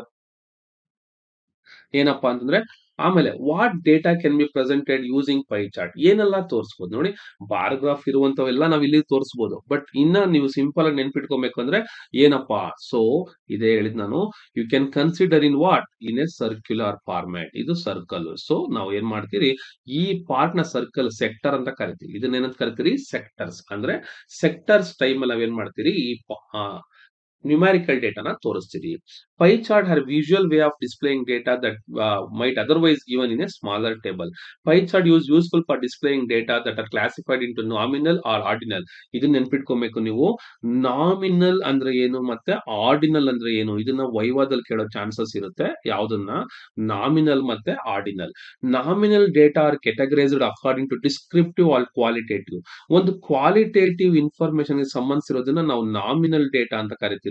ಅದೇನೆ ಒಂದು rank ಗೆ ಸಂಬಂಧಿಸಿರುವಂತದ್ದು. So categorising can also be ranked. ಒಂದು ರ್ಯಾಂಕ್ ಗೆ ಸಂಬಂಧಿಸಿರುವಂತ ಡೇಟಾನ ನಾವು ಆರ್ಡಿನಲ್ ಡೇಟಾ ಅಂತ ಕರಿತೀವಿ. So nominal data which gives the information about quality, ordinal data which gives the information about quantity or rank ಅಂತ ಹೇಳ್ಬೋದು. Okay, so ordinal data are similar but the different categories can be ranked. For example, in a survey of people may be asked to say whether they closed something, classed something as very poor, fair, good are very good. So ಈಗ ನಾವು ನೋಡಬಹುದು ಒಂದು ranking ಏನಿದೆ, ಒಂದು very poor ಆಗಿ, fair ಆಗಿ, good ಆಗಿ, very good ಆಗಿ. ಇದಕ್ಕೆ ಸಿಂಪಲ್ ಎಕ್ಸಾಂಪಲ್, ಈಗ ನಿಮ್ಮ ಮೊಬೈಲ್ಗಳನ್ನ ರೀಸೇಲ್ ಮಾಡಬೇಕು ಅಂತಂದ್ರೆ ಒಂದು ವೆಬ್ಸೈಟ್ ಇದೆ, ಯಾವುದು, ದಟ್ ಇಸ್ ಕ್ಯಾಶಿಫೈ ಅಂತ. ಕರೆಕ್ಟಾ? ಕ್ಯಾಶಿಫೈ ಅಲ್ಲಿ ನಿಮ್ಮ ಮೊಬೈಲ್ ನ ಸೇಲ್ ಮಾಡಬೇಕು ಅಂದ್ರೆ ಅವನು ಒಂದು ಕೆಟಗರಿ ಮಾಡ್ತಾನೆ. ಹೆಂಗ್ ಕೆಟಗರಿ ಮಾಡ್ತಾನೆ, ನಿಮ್ಮ ಮೊಬೈಲ್ ವೆರಿ ಪೂರ್ ಆಗಿದೆಯಾ, ಪೂರ್ ಕಂಡೀಷನ್ ಆಗಿದೆಯಾ, ಫೇರ್ ಆಗಿದೆಯಾ, ಗುಡ್ ಆಗಿದೆಯಾ, ವೆರಿ ಗುಡ್ ಅಥವಾ ಎಕ್ಸಲೆಂಟ್ ಅಂತ. ಅಂದ್ರೆ ನಿಮ್ಮ ಮೊಬೈಲ್ ಎಕ್ಸಲೆಂಟ್ ಕಂಡೀಷನ್ ಇದ್ರೆ ಅವರು ಒಳ್ಳೆ ವ್ಯಾಲ್ಯೂನ ಕೊಡ್ತಾರೆ. That is what ordinal data. That is in which way ranking ಕೊಟ್ಟಿರ್ತಾರೆ. Okay, ranking refers to ordinal, quality refers to nominal. Pie charts are generally used to show percentage and proportional data, and usually the percentage represented by each category is provided next to the corresponding slice of pie. ನಮ್ಗೆ ಗೊತ್ತಿದೆ, ಒಂದು circle ಅಂದ್ರೆ ನಮಗೆ ಎಷ್ಟು total ಆಗಿ 360 degree ಇರುತ್ತೆ, ಕರೆಕ್ಟಾ? ಹಾಗಾದ್ರೆ ಪ್ರತಿ ಕ್ಯಾಟಗರಿ, ಫಾರ್ ಎಕ್ಸಾಂಪಲ್ ಒಂದು ಕ್ಯಾಟಗರಿ X1 ಅನ್ಕೊಳ್ಳಿ, X1 by 360 into 100 ಅಂತ ಕ್ಯಾಲ್ಕುಲೇಟ್ ಮಾಡಿದ್ರೆ ನಿಮ್ ವ್ಯಾಲ್ಯೂ ಬರುತ್ತೆ. ಅದೇ ರೀತಿ ಎರಡನೇ ವ್ಯಾಲ್ಯೂ ಇರುತ್ತೆ, X2 by 360 into 100 ಅಂತ ಮಾಡ್ಬೇಕಾಗುತ್ತೆ. ಸೊ ಇದು ಎರಡನೇ ಕ್ಯಾಟಗರಿ, ಅರ್ಥ ಆಗ್ತಿದ್ಯಾ? So pie chart are given for displaying data for around 6 categories or fewer. ನೋಡಿ, ನಾವು ಮ್ಯಾಕ್ಸಿಮಮ್ ಎಷ್ಟು ಕ್ಯಾಟಗರಿ ಹಾಕ್ಬೋದು? 6 categories ಅಥವಾ ಅದಕ್ಕಿಂತ ಕಡಿಮೆ. ಯಾಕೆ? ಅದ್ರ ಮೇಲೆ ಹಾಕಿದ್ರೆ ಚೆನ್ನಾಗಿ ಕಾಣಿಸಲ್ಲ. ನಮ್ಗೆ ಇರೋದೇನೆ 360 ಡಿಗ್ರಿ ಇರೋದ್ರಿಂದ ಮ್ಯಾಕ್ಸಿಮಮ್ 6 categories ನ ಅದ್ರಲ್ಲಿ ನಾವು ಸೇರಿಸಿದ್ರೆ ಚೆನ್ನಾಗಿರುತ್ತೆ. When these are more categories, it is difficult for eye to distinguish between the relative size of the different sector and so that chart becomes difficult to interpret. ಅದಕ್ಕೆ ಹೇಳೋದು 6 ಮೇಲೆ ಮಾಡಬಾರ್ದು ಅಂತಿಲ್ಲ, ಮಾಡಬಹುದು, ಬಟ್ ನಿಮಗೆ ವಿಜುವಲೈಸೇಷನ್ ಚೆನ್ನಾಗಿ ಕಾಣಿಸೋದಿಲ್ಲ. ಸೊ ಇಲ್ಲಿ ನೀವು ಅಬ್ಸರ್ವ್ ಮಾಡಬಹುದು, ಇಲ್ಲಿ ನಮಗೆ ಆಲ್ರೆಡಿ 1 2 3 4 5 ಪಾರ್ಟ್ಸ್ ಅದಕ್ಕೆ ಕ್ಲೀನ್ ಆಗಿ ಕಾಣಿಸಿದೆ. 1 2 3 4 5 ಪಾರ್ಟ್ಸ್ ಕ್ಲೀನ್ ಆಗಿ ಕಾಣಿಸಿದೆ.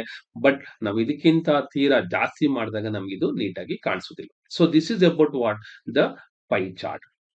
ಓಕೆ, ಸೊ ಪೈ ಚಾರ್ಟ್ ಬಗ್ಗೆ ಕೂಡ ನನ್ನ ವಿಡಿಯೋನೇ ಇದೆ, ಯಾವುದು ಎಕ್ಸ್ಪೆರಿಮೆಂಟ್ ನ ಯಾವ ರೀತಿ ಕಂಡಕ್ಟ್ ಮಾಡೋದಂತ. ಇಲ್ಲಿ ಮೇಲೆ ಕೊಟ್ಟಿರುವಂತ ಲಿಂಕ್ ನ ನೀವು ಓಪನ್ ಮಾಡಿದ್ರೆ ಅದು ಓಪನ್ ಆಗುತ್ತೆ. Okay, next line graph. So this is also very very important. Line graph ಅನ್ನೋದು ನಿಮ್ಗೆ ಸುಮಾರು ಸತಿ ಸ್ಕೋರ್ಸ್ ನ ತೋರಿಸಬೇಕಾದ್ರೆ ಅದು ನಿಮಗೆ ಈಸಿಯಾಗಿ ಕಾಣಿಸುತ್ತೆ. That is called line graph.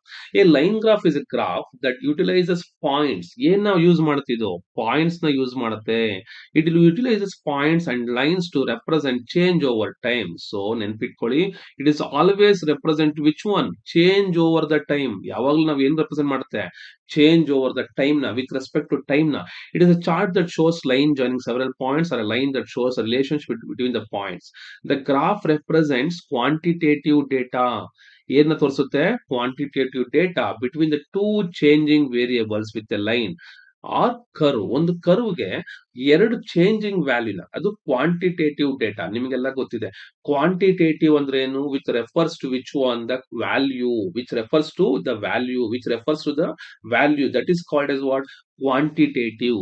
ಹಾಗಾದ್ರೆ ಲೈನ್ ಗ್ರಾಫ್ ನಮ್ಗೆ ಏನ್ ಮಾಡುತ್ತೆ? ಒಂದು, it uses the points and lines with respect to what? time, and it is used represents quantitative data with between two changing variables with a line or a curve. So linear graph compare these two variables in a vertical axis or horizontal axis. ಈ ರೀತಿಯಾಗಿ ನಾವೇನ್ ಮಾಡ್ತೀರಿ? Line graph ನ represent ಮಾಡ್ತೀರಿ. ನೋಡಿ, ಇದು clear ಆಗಿ ಗೊತ್ತಾಗುತ್ತೆ. ವಿತ್ ರೆಸ್ಪೆಕ್ಟ್ ಟು ಟೈಮ್, ನೋಡಿ, ನಂಬರ್ ಆಫ್ ಪೀಪಲ್ ಒಂದು ಮಾಲ್ ಅಲ್ಲಿ ಎಂಟ್ರಿ ಕೊಡ್ತಾ ಇರೋದು. ಫಾರ್ ಎಕ್ಸಾಂಪಲ್, ಈಗ ಒಂದು ಒರಾಯನ್ ಮಾಲ್ ಅಂತ ಇರುತ್ತೆ ಬೆಂಗಳೂರಲ್ಲಿ, ಅಲ್ಲಿಗೆ ಒಂದು ಸಂಡೇ ಅಂತ ಇಟ್ಕೊಳ್ಳಿ. ಸಂಡೇ ಬೆಳಿಗ್ಗೆ ಎಷ್ಟು ಜನ ಇದ್ರು? ಒಂದು 10 AM ಗೆ ಒಂದು 2 ಅಂತ ಇದೆ. ಸೊ ಇಡೀ 2000 ಮಾಡ್ಕೊಳ್ಳೋಣ. ಸೊ 11 AM ಗೆ ಒಂದು 5000, ಆಮೇಲೆ 10,000. ಪೀಕ್ ಲೆವೆಲ್ ಒಂದು PM ಅನ್ನೋಷ್ಟಿಗೆ 1 PM ಗೆ 22,000 ಮೆಂಬರ್ಸ್ ಹೊರಟಾಗಿದ್ದಾರೆ. So this is what it represent. ಅಂದ್ರೆ ಲೈನ್ ಗ್ರಾಫ್ ಅಲ್ಲಿ ಏನಿದೆ? ಪಾಯಿಂಟ್ಸ್ ಇದೆ, ಲೈನ್ಸ್ ಇದೆ, ಪಾಯಿಂಟ್ಸ್ ಇದೆ, ಮತ್ತೆ ಲೈನ್ಸ್ ಇದೆ. This is what you have to understand. This is also line graph only. Okay, so this is what is the line graph. ಹಾಗಾದ್ರೆ bar graph ಗೆ ಮತ್ತೆ ಲೈನ್ ಗ್ರಾಫ್ ಇರುವಂತಹ ಡಿಫರೆನ್ಸ್ ಏನು? You may get the question, bar graph with respect to line graph ಇರೋ difference ನ ಬರೀರಿ ಅಂತ ಹೇಳ್ಬಿಟ್ಟು ನಿಮಗೆ ಒಂದು ಇಂಟರ್ನಲ್ ಕ್ವಶನ್ ಪೇಪರ್ ಕೂಡ ಈ ಕ್ವಶನ್ ನ ಕೇಳಬಹುದು, ಅಥವಾ ಇದು ಸಂಬಂಧಿಸಿದಂಗೆ ನಿಮಗೆ DCET ನಲ್ಲಿ ಕೂಡ ಕ್ವಶನ್ಸ್ ನ ಬರಬಹುದು. ಯಾವ ರೀತಿ ರೆಪ್ರೆಸೆಂಟ್ ಮಾಡ್ತಾರೆ? ವಿತ್ ರೆಸ್ಪೆಕ್ಟ್ ಟು ಪಾಯಿಂಟ್ಸ್ ಅಥವಾ ವಿತ್ ರೆಸ್ಪೆಕ್ಟ್ ಟು ಬಾರ್ಸ್? ಕರೆಕ್ಟಾ? A line graph represent A curve with respect to points, ಅಥವಾ you can say rectangular bars, ಅಥವಾ it is a slices of a circle, none of the above. Okay, ಈ ತರ questions ನ ನೀವು expect ಮಾಡಬಹುದು. A bar graph display data in a way that is similar to line graph. ಕರೆಕ್ಟಾ? A bar graph display data in a way that is similar to line. ಎರಡು ಒಂದೇ ರೀತಿಯಾಗಿ express ಮಾಡ್ತವೆ. Line graphs are useful for displaying smaller changes. ನೋಡಿ, line graph ಏನಕ್ಕೆ use ಆಗಂದ್ರೆ smaller changes ನ ತೋರ್ಸಕ್ಕೆ ತುಂಬಾ ನೀಟ್ ಆಗಿರುತ್ತೆ. And in a trend over time with respect to ಯಾವುದಕ್ಕೆ? with respect to time ಗೆ. Bar graph are better comparing larger changes or differences in data among the groups. So bar graphs ಅನ್ನೋದು ಏನಾಗುತ್ತೆ? Large value amount ನ ನಾವು ತೋರ್ಸಕ್ಕೆ, large differences ನ ತೋರ್ಸಕ್ಕೆ use ಮಾಡ್ತೀರಿ. A line graph shows how value change, ಯಾವ ರೀತಿ value change ಆಗುತ್ತೆ ಅನ್ನೋದನ್ನ ತೋರಿಸುತ್ತೆ. ಸೊ ಅದೇ ರೀತಿ, for example, you could plot how your child grows over time. ನೋಡಿ, ನಿಮ್ಮ ಮಗು ಯಾವ ರೀತಿಯಾಗಿ ಪ್ರತಿ ತಿಂಗಳಲ್ಲಿ ಅಥವಾ ಪ್ರತಿ ವರ್ಷದಲ್ಲಿ ಚೇಂಜಸ್ ಕಾಣಿಸ್ತಿದೆ ಹೈಟ್ ಅಲ್ಲಿ ಅನ್ನೋದನ್ನ ನೀವು ಲೈನ್ ಗ್ರಾಫ್ ಅಲ್ಲಿ ಈಸಿಯಾಗಿ ರೆಪ್ರೆಸೆಂಟ್ ಮಾಡಬಹುದು because it is with respect to time. Line graphs can also be use to show how functions change.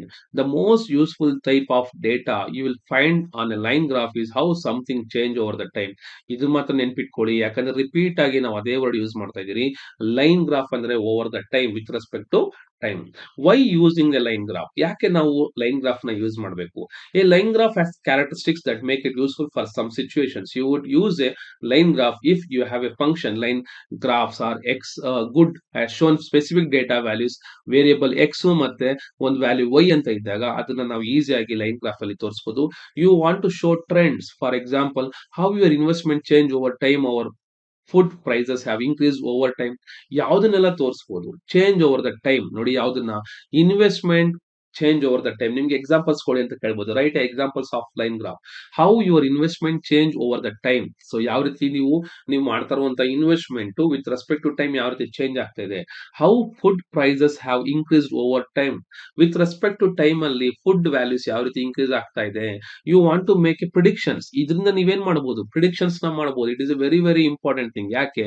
For example ನಿಮಗೆ ಒಂದು ಊರಲ್ಲಿ ಕರೋನಾ ಪ್ರಾಬ್ಲಮ್ ಆಗ್ಬಿಡ್ತು. ಒಂದು ಕರೋನಾದಲ್ಲಿ ನಮ್ಗೆಲ್ಲ ಗೊತ್ತಿದೆ, ಮಾರ್ಚ್ 18 ಏನ್ ಅನೌನ್ಸ್ ಮಾಡ್ತಾರೆ, ನಮಗೆ ಲಾಕ್ ಡೌನ್ ಅನೌನ್ಸ್ ಮಾಡ್ತಾರೆ. ಅವಾಗಿನ್ನ ಡೆತ್ ರೇಟ್ ಎಷ್ಟಿರುತ್ತೆ, ಒಂದು 10 ಡೆತ್ ಪರ್ ಡೇ ಆಗ್ತಾ ಇರುತ್ತೆ. ನೆಕ್ಸ್ಟ್ ಇದು ಮಾರ್ಚ್ ಆಯ್ತು ನೆಕ್ಸ್ಟ್ ಏನಾಯ್ತು, ಏಪ್ರಿಲ್ ಬಂತು. ಏಪ್ರಿಲ್ ಎಷ್ಟಾಯ್ತು ಡೆತ್, 1,000 ಆಗ್ತಾ ಇರ್ಬೋದು. ದಟ್ ಈಸ್ ವಾಟ್ ಒಂದು ಪಾಯಿಂಟ್ ತೋರಿಸ್ತಾ ಇದೀನಿ. ಅದೇ ರೀತಿ ಜೂನ್ ಆದ್ಮೇಲೆ ನಮ್ಗೆ ಏನ್ ಬರುತ್ತೆ, ಜುಲೈ ಬರುತ್ತೆ. ಜುಲೈಲಿ ನಿಮಗೆ 1,00,000 ಆಗಿರ್ಬೋದು, 1,00,000 ಆಗಿರ್ಬೋದು. Correct? That means what it is showing. ಹಾಗಾದ್ರೆ ನಮ್ಗೆ ಏನ್ ಅರ್ಥ ಆಗುತ್ತೆ, ಇದು ಗ್ರಾಫ್ ಇನ್ನ ಮುಂದಕ್ಕೆ ಹೋಗುತ್ತೆ. ಈ ಪಾಯಿಂಟ್ ನಾವು ಪ್ರೆಡಿಕ್ಟ್ ಮಾಡಬಹುದು. ಏನ್ ಮಾಡಬಹುದು, ಪ್ರೆಡಿಕ್ಟ್ ಮಾಡಬಹುದು. ಅಂದ್ರೆ ನಂಬರ್ ಆಫ್ ವ್ಯಾಲ್ಯೂಸ್ ಇನ್ಕ್ರೀಸ್ ಆಗ್ತಿದೆ ಅಂದ್ರೆ ಇದನ್ನ ಜಾಸ್ತಿ ಹೋಗ್ಬೋದು ಅಂತ ಪ್ರೆಡಿಕ್ಟ್ ಮಾಡ್ತೀವಿ. ನಿಮ್ಗೆಲ್ಲ ಗೊತ್ತಿರುತ್ತೆ. ನೀವು ಒಂದು ಮ್ಯಾಚ್ ನೋಡ್ಬೇಕಾದ್ರೆ ಆ ಮ್ಯಾಚ್ ಅಲ್ಲಿ ನೀವು ಎಕ್ಸ್ಪೆಕ್ಟೆಡ್ ಸ್ಕೋರ್ ಅಂತ ತೋರಿಸ್ತಾ ಇರ್ತಾರೆ. ಅಂದ್ರೆ ಡಿಪೆಂಡಿಂಗ್ ಆನ್ ರನ್ ರೇಟ್ ಅಲ್ಲಿ ನಿಮ್ಮ ಈ ಮ್ಯಾಚ್ ಎಷ್ಟು ರನ್ ವರೆಗೂ ಸ್ಕೋರ್ ಮಾಡಬಹುದು. ರನ್ ರೇಟ್ ಒಂದು 10 ಇತ್ತು ಅಂದ್ರೆ ನಿಮ್ಗೆ ಎಕ್ಸ್ಪೆಕ್ಟ್ ಮಾಡಬಹುದು ಒಂದು 200 ಇಂದ 300 ಗೆ ರನ್ಸ್ ಹೋಗುತ್ತೆ ಅಂತ ಕೊಡ್ತಾ ಇರ್ತಾರೆ. Estimated value. That is what predictions ನ ಮಾಡಬಹುದು ಯಾವ್ದ್ರಲ್ಲಿ, ಲೈನ್ ಗ್ರಾಫ್ ಅಲ್ಲಿ. ಹಾಗಾದ್ರೆ this is about what line graph. So line graph ಬಗ್ಗೆ ಕೂಡ ಎಕ್ಸ್ಪೆರಿಮೆಂಟ್ ಹೆಂಗ್ ಮಾಡೋದು ಅಂತ ವಿಡಿಯೋ ಇದೆ. ಆ ವಿಡಿಯೋ ಲಿಂಕ್ ನ ನಾನು ಈ ಮೇಲೆ ಲಿಂಕ್ ಅಲ್ಲಿ ಕೊಟ್ಟಿದ್ದೀನಿ. ಅದನ್ನ ನೀವು ನೋಡ್ಕೊಂಡು ನೀವು ಪ್ರಾಕ್ಟೀಸ್ ಮಾಡಬಹುದು. ಓಕೆನಾ? Next moving on to what is an histogram. Histogram ಅಂದ್ರೆ ಏನು? So histogram is area diagram. It is an area diagram. It can be defined as set of rectangular with bases along with the intervals between class boundaries, between what class boundary, between the class boundaries and with areas proportional to the frequencies in the corresponding classes. So ನಾವು ಇದನ್ನ ನಾವು ಏನಂತ ಕರಿತೀರಿ, histogram ಅಂತ ಕರಿತೀರಿ. ಇಲ್ಲಿ ನೋಡಬಹುದು rectangular bars ಇದೆ. ಇಲ್ಲಿ gaps ಇಲ್ಲ, ನಮಗೆ ಬಾರ್ ಗ್ರಾಫ್ ತರ ಗ್ಯಾಪ್ಸ್ ಇಲ್ಲ. ಡೈರೆಕ್ಟ್ ಇದು ಇದರ ಏರಿಯಾ, ನಾವು ಇದರ ಏರಿಯಾನ ಕನ್ಸಿಡರ್ ಮಾಡ್ತೀರಿ. ಏರಿಯಾ ಅಂದ್ರೆ ಏನು, ಲೆಂತ್ ಇಂಟು ಬ್ರೆಡ್ತ್. ಅದಕ್ಕೆ ಒಂದು ಕ್ವಾಂಟಿಟಿನ ನಾವು ರೆಪ್ರೆಸೆಂಟ್ ಮಾಡಿರ್ತೀರಿ. ಅದನ್ನೇ ಇಲ್ಲಿ ಹೇಳ್ತಾ ಇರುವಂತದ್ದು.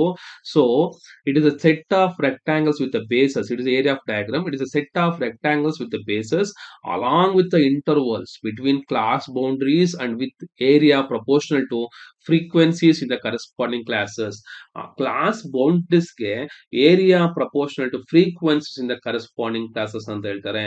ಇನ್ such representations, all the rectangles are adjacent since the base covers the intervals between the class boundaries. ನೋಡಿ, ಇಲ್ಲಿ ಕ್ಲಾಸ್ ಬೌಂಡ್ರೀಸ್ 60 ರಿಂದ 65, 65 to 75, 70 to 75, 75 to 80, 80 to 85, 85 to 90. ಅಂದ್ರೆ ಇದು ಕ್ಲಾಸ್ ಇಂಟರ್ವಲ್ ತೋರಿಸ್ತಾ ಇದೆ.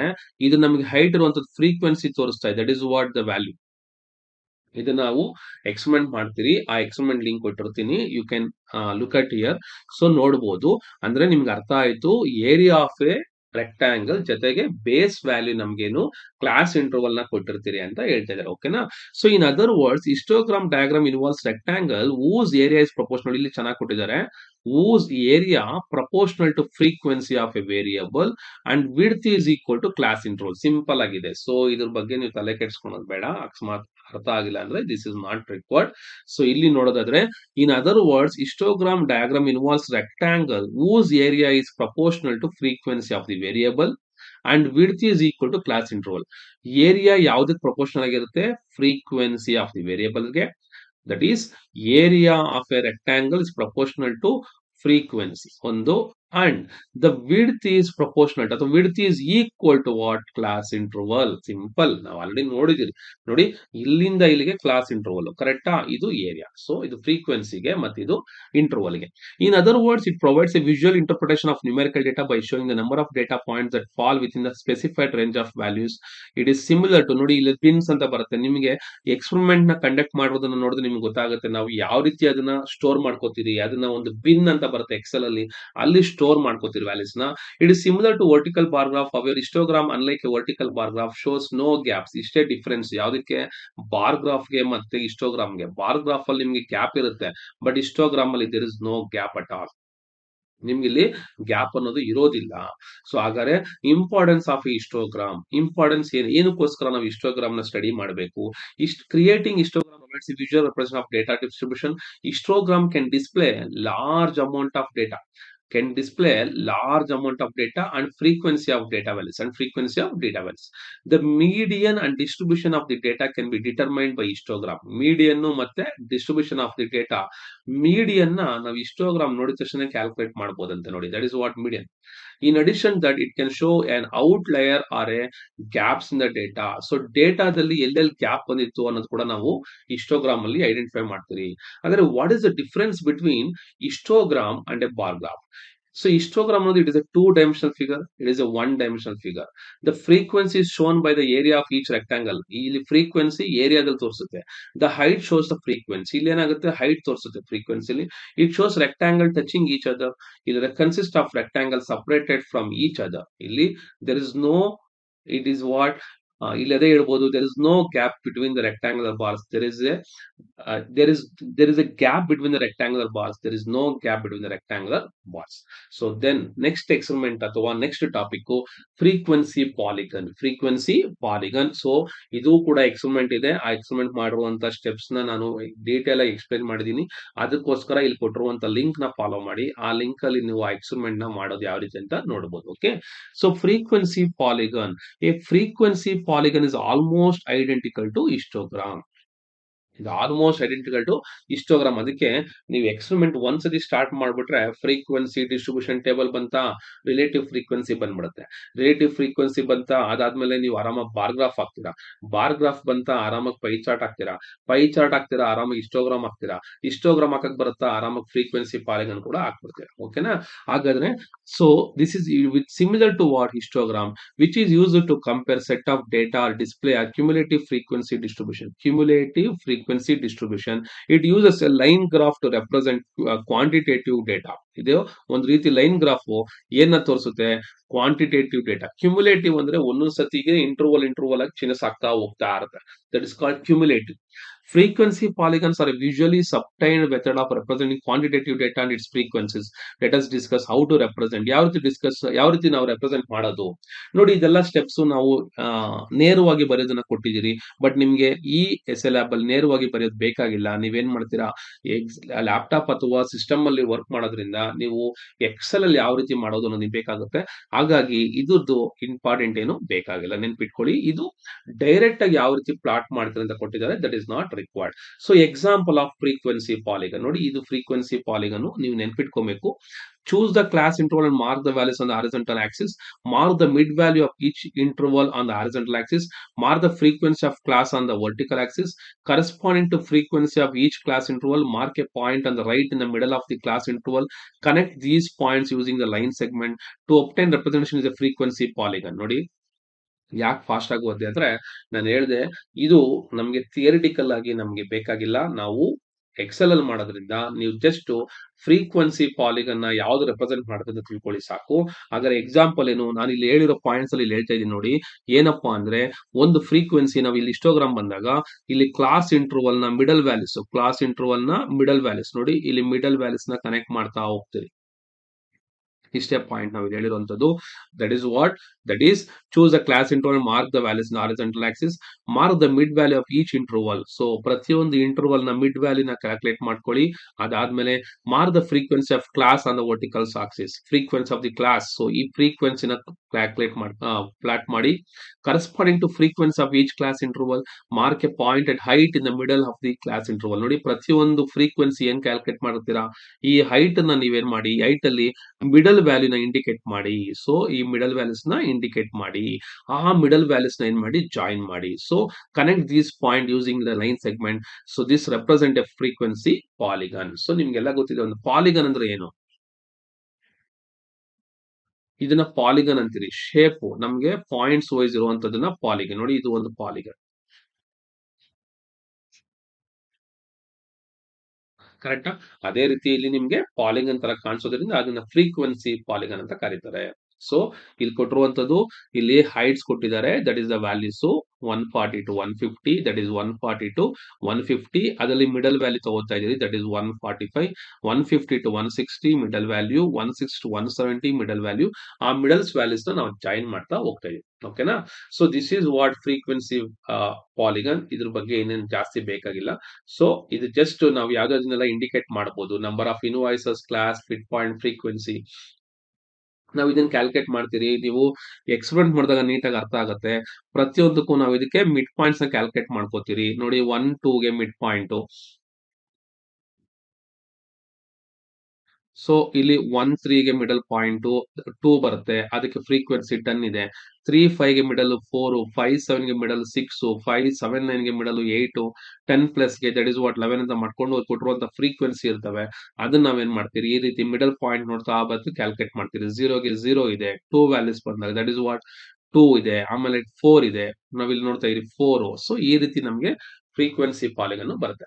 So obtain joining the points off frequency polygon by A free and smooth ಕರ್. ಯಾವಾಗ್ಲೂ ಅಷ್ಟೇನೆ ಈ ತರ ಬರೀಬೇಕಾರೆ ನೀವು ಎಸ್ ಎ ಲ್ಯಾಬ್ ಅಲ್ಲಿ ಯಾವುದೇ ಕಾರಣಕ್ಕೂ ನಿಮಗೆ ಬರೆಯಂಗಿಲ್ಲ, ನೆನ್ಪಿಟ್ಕೊಳ್ಳಿ. ಇದು ಥಿಯರಿ ಜಸ್ಟ್ ನೀವು ಅರ್ಥ ಮಾಡ್ಕೊಳ್ಳಿ. ಯಾಕಂದ್ರೆ ಇದಕ್ಕೆ ಸಂಬಂಧಿಸಿರುವಂತಹ ಎಕ್ಸ್ಪೆರಿಮೆಂಟ್ ನ ನೀವು ಮಾಡ್ತೀರಾ. ಯಾಕಂದ್ರೆ ನೀವು ಯಾವುದೇ ಕಾರಣಕ್ಕೆ ಇಲ್ಲಿ ಬರೆದ್ಬಿಟ್ಟು ಮಾಡಕ್ಕೆ ನಿಮ್ಗೆ ಹೇಳೋದಿಲ್ಲ, ನೆನ್ಪಿಟ್ಕೊಳ್ಳಿ. ಇದು frequency polygon.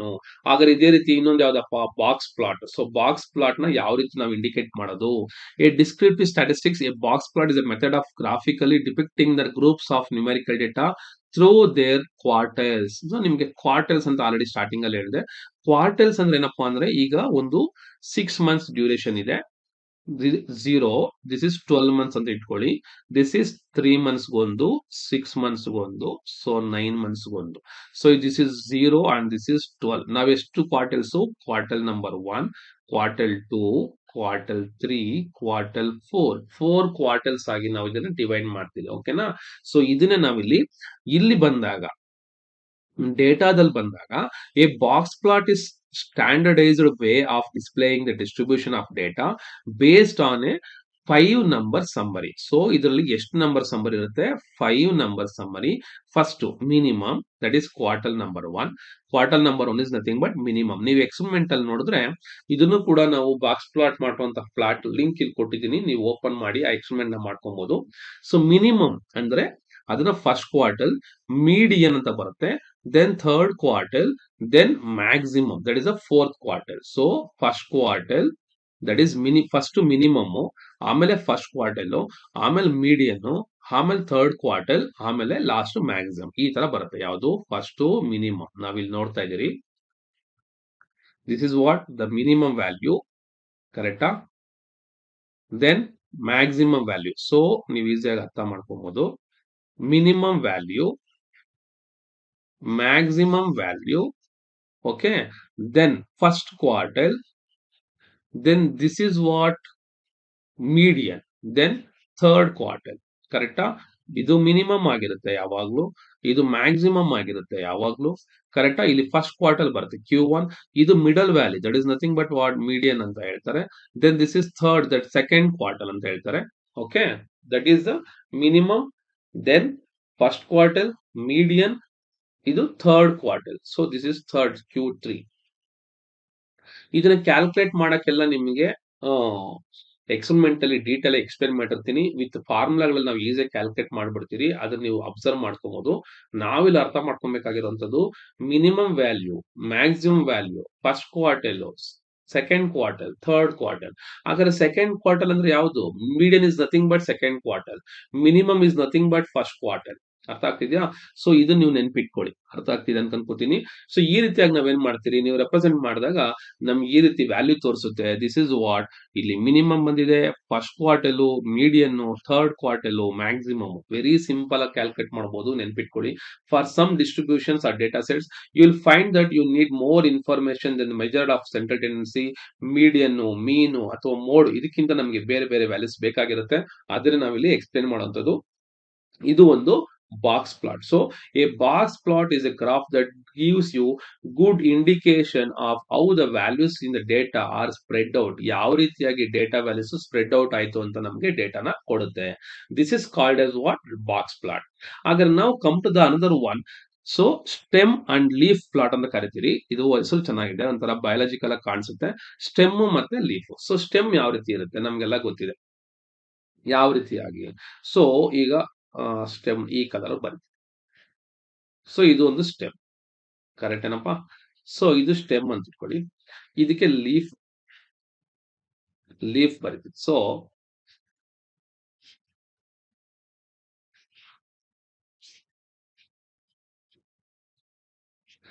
Stem with respect to stem, leaf ಯಾವ ರೀತಿ ಡಿಸ್ಟ್ರಿಬ್ಯೂಟ್ ಆಗಿದಾವೆ, ಕರೆಕ್ಟಾ? ಒಂದು simple logic. Stem and leaf ಅನ್ನೋದನ್ನ, ಒಂದು ಸ್ಟೆಮ್ಗೆ ಆ ಲೀಫ್ಸ್ ಯಾವ ರೀತಿ ಡಿಸ್ಟ್ರಿಬ್ಯೂಟ್ ಆಗಿರುತ್ತೆ. ಒಂದು ಲೀಫ್ ಈ ಹೈಟ್ ಇರ್ಬೋದು, ಇನ್ನೊಂದು ಹೈಟು, ಸೊ ಇಷ್ಟೇ ಇರ್ಬೋದು ಇನ್ನೊಂದು ಲೀಫು, ಕರೆಕ್ಟಾ?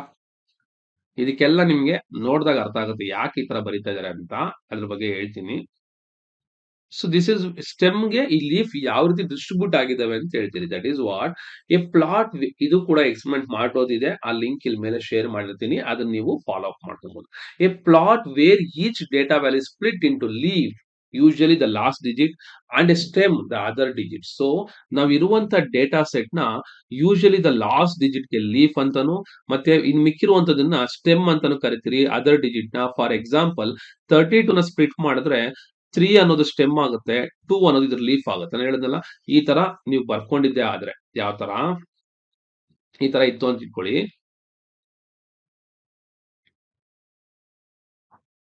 ಈ ತರ ಇದ್ರೆ ಇದಕ್ಕೆ ಇವಾಗ ಇದು ಸ್ಪ್ಲಿಟ್ ಮಾಡ್ತಿರೋ ಒಂದು ನಂಬರ್ನ, ಇದು 3 ಅಂತ ಇಟ್ಕೊಳ್ಳಿ. 3 ಅದ್ರ ಲೀಫ್ 2. ಸಪೋಸ್ 3 3 2 ಅಂತ ಇತ್ತು, ನಾವೇನ್ ಮಾಡ್ತೀರಿ, 3 ಬರ್ದ್ಬಿಟ್ಟು 3 ಬರ್ದ್ಬಿಟ್ಟು 2 ಅಂತ ಬರೀತೀರಿ. ಸೊ ಇದನ್ನ ನಾವು ಸ್ಟೆಮ್ ಲೀಫ್ ಅಂತ ಕರಿತೀರಿ. That is a plot where is data value split. ಏನಾಗ್ತಿದೆ ಇಲ್ಲಿ? ಸ್ಪ್ಲಿಟ್ ಆಗ್ತಿದೆ. ಹೆಂಗ್ ಸ್ಪ್ಲಿಟ್ ಆಗ್ತಿದೆ? How does it splitting? Usually the last digit and a stem. So ಒಂದು ಲಾಸ್ಟ್ ಡಿಜಿಟ್ ಮತ್ತೆ ಸ್ಟೆಮ್ ಆಗಿ ಡಿವೈಡ್ ಆಗುತ್ತೆ. ಇಲ್ಲಿ 3 ಅನ್ನೋದು ಸ್ಟೆಮ್ ಮತ್ತೆ ಲಾಸ್ಟ್ ಡಿಜಿಟ್ ದಟ್ ಇಸ್ 2 ಅನ್ನೋದು ಸ್ಪ್ಲಿಟ್ ಆಗ್ತಾ ಹೋಗ್ತಾ ಇದೆ. So here you can observe that ಇಲ್ಲಿ ಡಿಫರೆಂಟ್ ನಂಬರ್ಸ್ ನಾವು ಮೆನ್ಷನ್ ಮಾಡಿದಿರಿ. 42 ಇಂದ 19 ಇರುವಂತದ್ದು 4 ಆಯ್ತು, 2 ಆಯ್ತು. ಸೊ 5 ಗೆ ಒಂದೇ ಒಂದು ಡಿಜಿಟ್ ನಾವು ಕನ್ಸಿಡರ್ ಮಾಡಿಲ್ಲ. ಇಲ್ಲಿ again you can see that 6 ಇದೆ, 7 ಹೋಯ್ತು. 7 3 8 8 2 4 6 so 9. So I will use the 10 digit as A stem values and 1 digit as A leaves. 1 digit ನ ಲೀವ್ ಆಗಿ ಮೆನ್ಷನ್ ಮಾಡ್ತಾ ಇದೀರಿ, 10 ಡಿಜಿಟ್ ನ ನಾವೇನ್ ಮಾಡ್ತಾ ಇದೀರಿ, ಸ್ಟೆಮ್ ಆಗಿ ಯೂಸ್ ಮಾಡ್ತಾ ಇದೀರಿ. I will order the list but this is not required. So ನಾವು ಇದನ್ನ ಸಪರೇಟ್ ಆಗಿ ಏನ್ ಮಾಡೋದು ಬೇಕಾಗಿಲ್ಲ. ಸೊ ದಿಸ್ ಇಸ್ ವಾಟ್ ಒಂದು ಸ್ಟೆಮ್ ಮತ್ತೆ leaf. Creating stem and leaf graph ಯಾವ ರೀತಿ ಮಾಡ್ತೀರಿ ಅಂತ ನೋಡ್ಕೊಳ್ಳಿ. ಕೊಟ್ಟಿರುವಂತ data set in order to create stem and leaf plot we need first organise the data in groups. First group ಮಾಡ್ತೀರಿ. In this situation will group the test by decades. So ಯಾವ ರೀತಿಯಾಗಿ 56 67 69 69 ನೋಡಿ, ಇಲ್ಲಿರುವಂತಹ ಫಸ್ಟ್ ಡಿಜಿಟ್ ಏನು 6 ಇದೆ, 6 ಅಲ್ಲಿ 7 ಇದೆ, 7 ಇದೆ, 9 ಇದೆ. 67 67 69 72 74 77 77 78 81 82 82 83 84 88 అందుకే ಒಂದೇ ಡಿಜಿಟ್ ಇರುವಂತದನ್ನ ನಾವು ಗ್ರೂಪ್ ಮಾಡ್ತಾ ಇದೀವಿ. 90 92 93 94 ಇಲ್ಲಿರೋದು ಒಂದೇ ಒಂದು 56. ಹಾಗಾದ್ರೆ ನಾವು ಇದಕ್ಕೆ ಹೆಂಗ್ ಬರೀಬಹುದಪ್ಪ ಅಂದ್ರೆ, ನೀವು ಅಬ್ಸರ್ವ್ ಮಾಡಬಹುದು, ಇಲ್ಲಿರುವಂತಹ ಮೊದಲನೇ ಡಿಜಿಟ್ಸ್ ಎಲ್ಲ ಯಾವುದು ಅದನ್ನ ಬರ್ಕೊಳ್ಳಿ. ಹೆಂಗ್ ಬರ್ಕೊಂಡಿದ್ದೀರಾ? ಮೊದಲನೇ ಡಿಜಿಟ್ಸ್. ಸೊ ಫಸ್ಟ್ 5, ಆಮೇಲೆ 6, ಆಮೇಲೆ 7, 8, 9 ಕರೆಕ್ಟಾ? ಈ ತರ ಬಂದಿದ್ಯಾ? ಇದ್ರ ಪಕ್ಕ ಇರುವಂತಹ ಡಿಜಿಟ್ಸ್ ಯಾವುವು? ಅದು ಇವಾಗ ನೆಕ್ಸ್ಟ್ ಬರುತ್ತೆ, 6 ಬರುತ್ತೆ ನೋಡಿ. 6 ಬಂತು. 779 ಬಂತು. ಸೊ ಇದು ಲೀಫ್ ಆಗುತ್ತೆ. ಈ ನಂಬರ್ ನ ರಿಮೈನಿಂಗ್ ಎಲಿಮೆಂಟ್ಸ್ ಅದನ್ನ ಇಲ್ಲಿ ತೋರಿಸ್ತಾ ಇದೀನಿ ನೋಡಿ. 81 82 ನೇ 8 ಈ ಕಡೆ ಬರ್ಬಿಟ್ಟು 1 2 2 3 4 8 ಅಂತ ಈ ಕಡೆ ಬರ್ಕೊಂಡಿದೀನಿ. 9 ಬರ್ಕೊಂಡು 0 2 3 4 ಅಂತ ಬರ್ಕೊಂಡಿದೀನಿ. ಸೊ ಈ ರೀತಿಯಾಗಿ ನಿಮಗೆ ಸ್ಟೆಮ್ ಮತ್ತೆ ಸ್ಟೆಮ್ ಲೀಫ್ ಗ್ರಾಫ್ ಬರುತ್ತೆ. ಈ stem and leaf plot is great way to organise data by frequency. It is a great visual that also includes the data. So if needed, you can just take a look at to the get that idea of a spread of data, or you can use the values to calculate mean, median ಮತ್ತೆ mode. ಇದನ್ನ calculate ಮಾಡಕ್ ಕೂಡ ನಾವೇನ್ ಮಾಡ್ತೀರಿ, use ಮಾಡ್ತೀರಿ. That is what stem leaf graph. So ಇದ್ರ ಮೇಲೆ ನಿಮಗೆ ವೈವಾ ಕ್ವಶನ್ಸ್ ಯಾವ ರೀತಿ, ಈಗ ಫಾರ್ ಎಕ್ಸಾಂಪಲ್ ಡೇಟಾ ಸೆಟ್ ಕೊಟ್ಬಿಟ್ಟು ಇದು ಯಾವ ಟೈಪ್ ಆಫ್ ನಿಮಗೆ ಗ್ರಾಫ್ ಅಂತ ರೆಪ್ರೆಸೆಂಟ್ ಮಾಡಿ ಅಂತ ಹೇಳ್ಬೋದು. So this a very simple way. So ಇಲ್ಲಿ ನಾವು ಇನ್ನ ಕನ್ಕ್ಲೂಡ್ ಮಾಡ್ತಾ ಇದೀರಿ. What are the things we have seen. ಒಂದು ಬಾರ್ ಗ್ರಾಫ್, ನಾವು ಎಂಟೈರ್ ಥಿಂಗ್ ನ ಇಲ್ಲಿ ಸಿಂಪಲ್ ಆಗಿ ತೋರಿಸ್ತಾ ಇದೀರಿ. Bar graph that is what ನೀವು ಅಬ್ಸರ್ವ್ ಮಾಡಬಹುದು. ರೆಕ್ಟಾಂಗುಲರ್ ಬಾರ್ಸ್ ಅಲ್ಲಿ ಇರುತ್ತೆ. Category or discrete data. Pie chart slices of a circle for showing proportion R percentages. Then line graph, continuous line connecting the data points. So data over time ನಾವು represent ಮಾಡ್ತೀರಿ ಯಾವಾಗ್ಲೂ. Then frequency polygon, it is a line segment representing frequencies.